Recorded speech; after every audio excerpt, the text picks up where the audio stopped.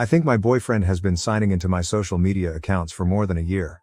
I have been dating my boyfriend, 20M, since September 2017, but we have been seeing each other since June 2016. We are long distance, 6 HRs apart by car, and see each other about once a month if we're lucky. We have had a lot of ups and downs, but ultimately we care about each other and just want each other to be our happiest and healthiest. I posted earlier this week about an incident that happened this past weekend where an old friend of mine tried to kiss me. He was drunk and initially tried to kiss me on the mouth. I pulled away, and he again tried to kiss my neck, leaving a bruise. I bruise incredibly easily as I have very fair skin and poor circulation. The entire incident lasted no more than a few seconds. I did not expect or want this to happen, and I thought the friend in question knew I had a boyfriend. I actually thought he also had a girlfriend up until he kissed me, so it definitely caught me off guard. Once I firmly expressed to him I wasn't interested and had a boyfriend, he backed off, and the rest of the night went normally. I don't have any plans to hang out with this friend again. The next day, my boyfriend was already at work when I woke up, where he has limited access to this phone. I planned to FaceTime him and tell him what happened when he got off work. However, he noticed the bruise on my neck in a Snapchat before I could tell him myself. I hadn't even noticed it was there because, as I said, it was no more than a few seconds and it didn't occur to me that there could even be a bruise there from so short a time. He called me when he finished work, and I explained what had happened, but by that point he had been stewing over it for over 5 hours, and was furious with me. I understand that I shouldn't have put myself in a position where someone thought I would be receptive to a kiss, but I also can't control other people's actions or the past, and I have been trying to earn his trust back since. However, he remains absolutely livid. In other news, for the past few years, my Snapchat account has signed me out constantly on my phone, forcing me to log back into the account sometimes as frequently as multiple times a day. I submitted several maintenance requests to the app, and Monday they notified me that they had sent a customer service email to my spam email account, which I seldom use, and hadn't looked at in years.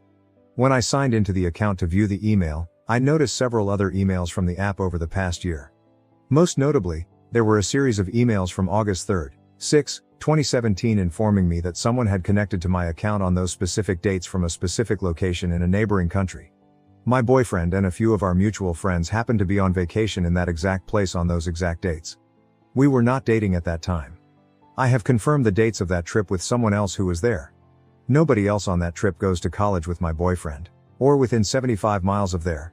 Getting fearful, I went on the Snapchat website and downloaded my data, which basically gives you all the data the company has stored about your account over a certain period. This data included the location history of where my account has been accessed for the last approximately 2 months, with each data point consisting of a date, time, latitude, and longitude of where the account was used. It revealed that dozens of times over the last 2 months, sometimes as often as multiple times in the same day, my account was accessed from where my boyfriend lives. These data points are very specific, 3 decimal points, and correspond to directly over his house, various buildings on his campus, and other places in his college town that he frequents. They all are on dates that I was definitively in my own college town, 400 miles away. You can actually watch me and whomever fight for control of the account, with me signing in 1 hour, then it signing in from his town the next hour, and us going back and forth for a while. The data only goes back 2 months, but the emails and pattern of Snapchat logging me out, which is their attempt at security. When you log into an account on one device, it force logs it out on all others, indicate that it has been going on with this level of regularity for over a year. I confronted my boyfriend about this as soon as I found out.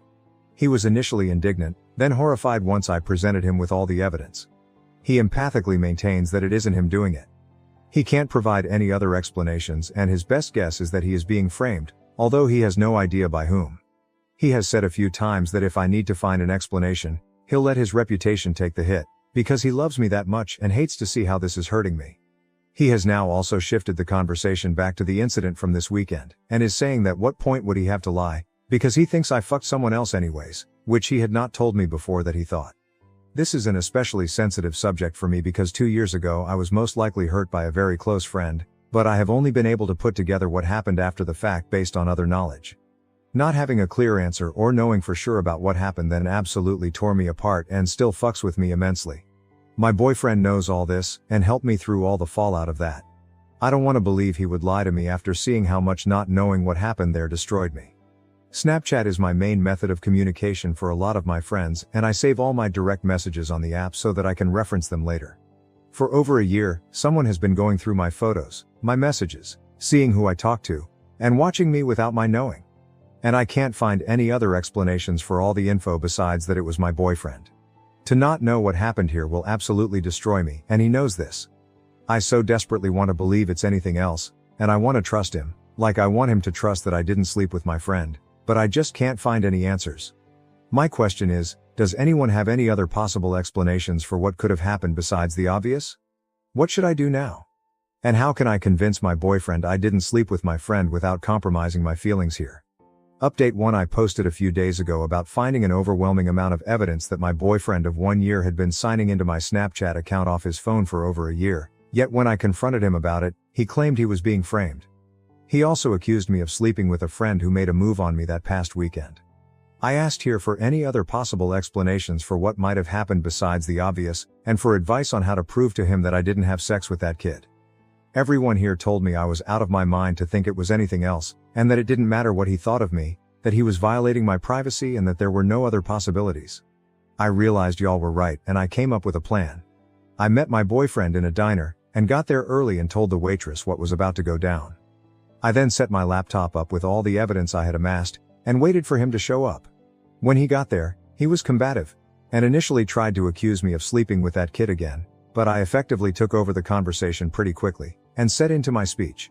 I took him through every piece of evidence that incriminated him, of which there is a lot, asked him if he still thought that he was being framed, and he denied it a few more times.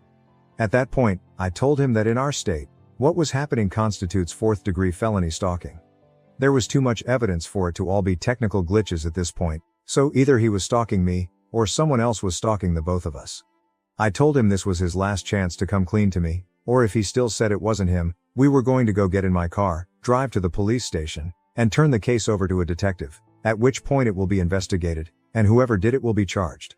I told him that once I turn it over to the police, however, it's out of my hands how it gets handled, and there will be consequences for whoever did it. He said that he wasn't going to the police station, and said again that he didn't do it. So I stood up, put on my coat, and said we were going to see a detective and file a report right there because those were his only options left. He pulled me back down to the table and finally, confessed. It was him. It started 2 years ago, 7 months before we even started dating. We were casually involved at that point, and friends, but not dating or exclusive. He said it started because he wanted to know whether I liked him, and it, and I, became an obsession for him. He has checked it multiple times a day, every day, for our entire relationship, including when I was with him. He read all my messages, which I saved through the app, as I use it as my main form of communication for a lot of friends. Gone through my photos, and kept tabs on who I was talking to. The conversation was terrifying. It was like I didn't know him. He was cold, cruel, and didn't seem even the smallest bit remorseful. He tried to blame it on me quite a few times, then blamed it on his trust issues, then blamed it on himself being fucked in the head. It was so unbelievably out of character for him that I would have thought this was his shitty audition tape for an episode of SVU and said was a bad performance if I hadn't lived it myself. He also tried to manipulate me into not going to the police or any of our mutual friends, citing that he had nothing in his life, except me, but I guess that didn't matter so much. He said that I could just move on from this, whereas he would have to live with this for the rest of his life, which should already be punishment enough. He then tried to tell me that I owed him not to tell anyone else, because I ruined his life when I gave him an STD, which I got when I was attacked by a former friend, which was easily cured, and which we discussed at length where he reassured me that it wasn't my fault. Oh, and he knew that I didn't sleep with that guy, because he read my conversation with him wherein he said, "Hey, I'm sorry about last night, I didn't know you had a boyfriend and I never would have tried to make a move on you if I had known." He just said that to try to make me defensive and so flustered about something else that I dropped my investigation into the Snapchat thing. He even quoted my own conversations back at me. I made him sign a paper where he wrote out what he did, just in case he wants to go back on his word later. Then I left. So it's over now. I've blocked him on everything. I actually cried when I blocked his number, sad as that is. All that's left is to move on. I'm debating on whether to tell our mutual friends or not, because honestly, I'm resentful that he tried to manipulate me into not doing so, and I don't feel like I owe him anything at this point. Anyways, thanks for all your help. Edit, holy shit, this is a turnout? I went to bed last night and worked today expecting to see a few responses. I mostly just updated because I hate when people don't update. Thank you so much to everyone for all the support. I've taken the advice of most people here and told a few trusted friends. Their response has been kinda disappointing. Sort of a boys will be boys mentality of, well now you know you're better apart than together, just give it time. I'm hoping they'll come around. I understand that it's really hard to reconcile such a psycho thing with someone you care about, and like I said, this was so out of character for my ex. For now I am not going to go to the police, because I don't think I could handle that right now. I go to school 400 miles away from my hometown. I wouldn't be able to come back and forth often to deal with an investigation, and I just don't think I could deal with the emotional strain of having aggressive strangers tear my life the rest of the way apart. But I have changed all my passwords, done force logout where applicable, and saved all the evidence against my ex on a few different locations. My ex got my password because he saw me sign into something once when we were hanging out and remembered the password I used. Once he had it forever. To all the people who called me out or had questions about the STD, shout out to the guy who said I belonged in prison. I'll tell the story. Mods, sorry if this violates rules. Over 2 years ago I had only been with my ex, he's actually the only person I've ever been with. We weren't dating at the time, just casually hooking up. One night over a break home from school, I went to my former best friend's house to catch up. I had 2 drinks and passed out, which I had thought I was just tired, but now I suspect I was drugged. I slept on his couch that night, just the 2 of us. I woke up the next morning kinda sore but didn't really think anything of it, went home, and didn't think of it again. 2 months later, another friend came to me and told me that she had fallen asleep at the friend's house just days before I did, that he had spiked her drink, and she had woken up in the middle of the night to him having sex with her. She froze, left when he went back to sleep, went to the hospital, got a kit done, and tried to move on with her life.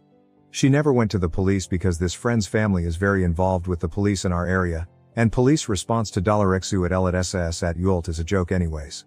She told me because I was going to visit him and she wanted me to be safe. I tried to support her as best I could and cut that friend off, but it didn't occur to me that anything could have happened to me. Months later, I came up positive for chlamydia on a routine STD check by my OBGYN. That's when I put all the facts together and realized what happened, although I never got closure or a sure answer. I always used protection with my ex, but that doesn't guarantee anything. I didn't knowingly give him an STD or even know that I had it. Chlamydia is curable with a single antibiotic, and there were no lasting physical effects on either of our lives. Anyways, thanks so much to everyone who expressed support. This has been an overwhelming and difficult time, and the reassurance from folks here has really made the difference on how I've been able to wrap my head around this.